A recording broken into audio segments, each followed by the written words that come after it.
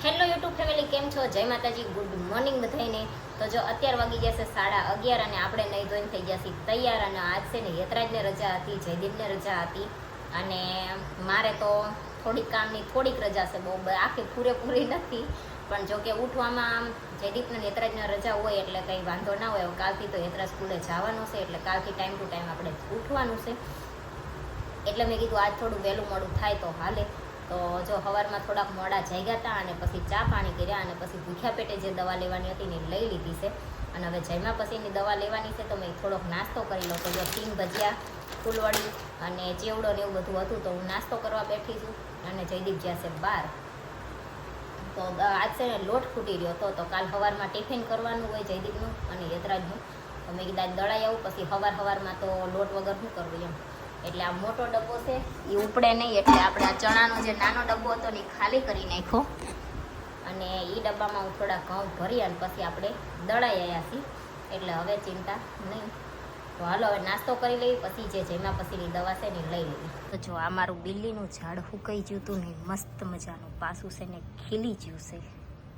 અને જો પાછા અહીંયા 3 પાન આવા માંડ્યા છે. આ જો આખું સુકાઈ ગયું અને પછી પાછું ફૂટ્યું છે.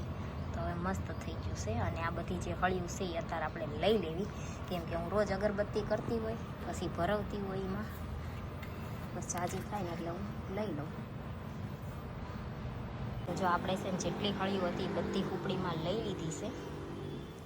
અને હવે આપણે કરવાનું છે કામ. કપડાં તો મશીનમાં નાખી દીધા છે ઓલરેડી, મશીન ચાલુ કરવાનું છે.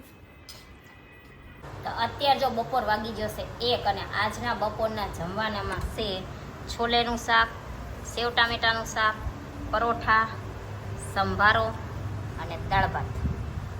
અને જયદીપ અને આ ભાઈને અમારે હજી નાવાનું બાકી છે. કા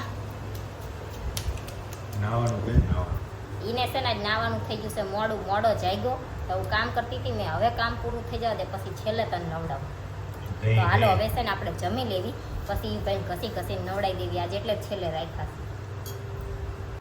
તો અત્યારે વાગી ગયા છે 7 અને અમારે જવું છે ઢોસાની લોઢી લેવા. જે નોનસ્ટિકની આવે ને એ નહીં, લોખંડની આવે ને એ લેવા જવું છે. કેમ કે હવે તો બધાય મસાલા ઢોસા હાવ ઓછા બનાવે છે, મૈસૂર જ વધારે બનાવે. તો મેં કીધું લાવો છે ને અમારે એવી નથી અને અમને એવા ઢોસા વધારે ભાવે. જો કે હમણાં જેટલાય ટાઈમથી અમે ઢોસા ખાવા જ્યાં જ નથી. પણ બહાર જવામાં એવું થાય કે 170, 180 એમાં તે ફિક્સ હોય. અને મને છે ને હું એક પાલક પનીર કે એક જીની રોલ ખાઉં ને તો મારું પૂરું થઈ જાય. એટલે ખાવામાં કાંઈ મેળ ન થાવતો મારો, એટલે જ્યાં નથી. તો મેં કીધું લાવો આજ છે ને આપણે ઢોસાની લોઢીની ખરીદી કરી લઈ. પછી ઘરે આપણે છે ને મૈસૂર તો જોકે બનાવતા આવડે, પણ ઓલા બધા ફ્રેન્ડ્સી જે આવે એ થોડાક શીખવાના છે આપણે. તો લોઢી લાયા પછી શીખશું. અને જયદીપને તો આવડે જ છે, એ મને શીખવાડશે. બરોબર ને? જેવા આવડે, કોઈ નહીં બનાવ્યા હોય એવા ને. 1 નંબર. શાક ભલે એ કંઈ બનાવતા ના આવડે, પણ ઢોસા બનાવતા આવડશે. તો હું તો મજાક કરું છું, એમને કાંઈ આવડતું નથી બનાવતા. તો હાલો જાવી અને લઈ આવી.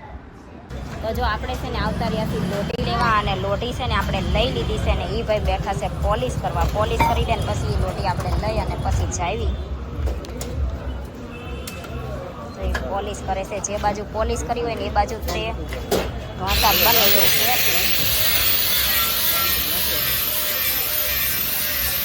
ફાઇનલ છે ને આપણે જો લોટી લઈ અને આવતા રહ્યા છીએ ઘરે. અને આ બાજુ જો પોલિશ કરી દીધી, એ બાજુ ઢોસા બને.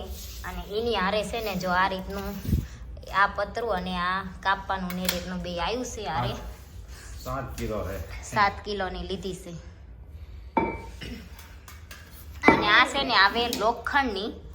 આપણે જે ઓલા ઢોસા બનાવવામાં જે ઘરે આપણે પહેલા બનાવતા મસાલાની, એમાં નોનસ્ટિકનું પતરું છે. એમાં આપણે નોનસ્ટિકની યુઝ કરતા. તો નોનસ્ટિકને એમાં ચારેક આપણે ઢોસા ચોટી ગયા હોય ને એવું હોય તો પછી એ લોઢી નકામી થઈ જાય. અને આને એવો કાંઈ પ્રોબ્લેમ આવે નહીં.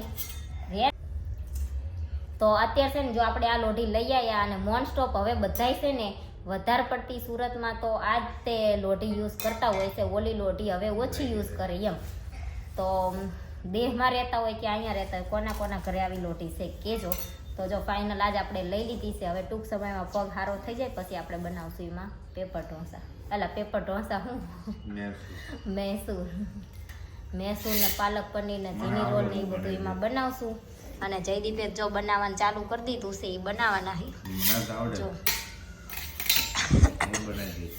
હા બહુ આવડે. ચા બનાવતા એક આવડે, બીજું શું આવડે?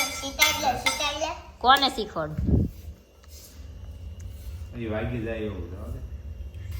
તો જો ચેદુની લેવી હતી પણ આ જયદીપ હતા ને ઘરે તો લઈ આવ્યા. અને આ છે ને ધાર કાઢી દે, આલા ઓલી કરી દીધી ને પોલીસ, તો બહુ ગરમ હતી. ત્યાંથી અમે ઘરે પહોંચ્યા ને ઘરે પોગાવામાં અડધી કલાક વહી જઈ.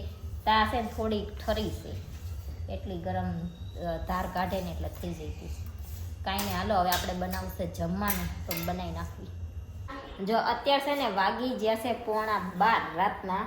અને અમે છે ને લોઢી લઈને આવ્યા પછી ચા ભાખરી બનાવી અને ખાઈ લીધું. અને જો વાસણ ધોઈને થઈ ગયા નવરા. અને અત્યારે હવે છે ને મારે પીવું છે દૂધ, તો હું મારી હાટું હળદરવાળું દૂધ કરું છું. અને યતરાજને હળદરવાળું દૂધ નથી પીવું, એટલે એને થોડુંક નોર્મલ ગરમ કરી દઈ, કેમ કે ફ્રીજમાં ઠંડુ હોય તો એ કંઈ ઠંડુ નથી પીવું. મેં નોર્મલ ગરમ થઈ જાય એટલે યતરાજને દઈ દઉં. પછી મારા હાટું એમાં હળદર અને અજમો બે નાખી અને આપણે પી લેશું. હા ઠંડુ પીવું છે તો લાય એ માલે આવે મોઢા ઉપર સીધું બધું દૂધ. એ ના હાલે, એટલા જ પડશે બટા. એનું ઢાંકણું લાય કપનું. તો યતરાજભાઈને દઈ દેવી. જો સેજ અમથું નોર્મલ જ ગરમ થયું છે તો દઈ દેવી. અને પછી આપણે નાખી દેવી એમાં હળદર. આપણી મસ્ત મજાની ચા બની જઈ છે. અને જયદીપ આવે છે પીવા. પીવી છે હે? પીવીશ તમારે ચા? ચા પીવી છે કે નથી પીવી? તો હાલો હટ. નહીં, નવી બનાવી.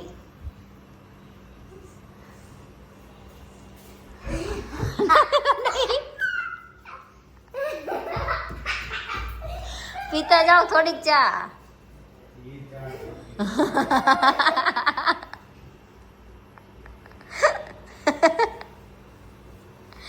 જયદીપ જો પેલા યતરાજ છે ને ચારેક જ દૂધ પીવે રાતે, નહીતર પીવે નહીં. તો એમાં એવું થયું, યતરાજ કપ લઈ અને બેડમાં હૂતો પીતો હતો.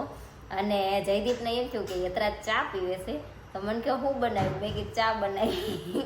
તો એ જોવા આવ્યા અને પછી પાછા વહી ગયા દૂધ જોઈને. કાંઈ નહીં, હાલો આપણે છે ને હળદરવાળું દૂધ પી લેવી. અને પછી 12 વાગી ગયા છે તો વિડીયોનો કરી દેવી એન્ડ. વિડીયો તમને કેવો લાગ્યો કમેન્ટમાં જરૂર કહેજો. વિડીયોને લાઈક કરજો, શેર કરજો, અમારી ચેનલ સબસ્ક્રાઈબ કરજો. જય માતાજી, ગુડ નાઇટ, બાય બાય.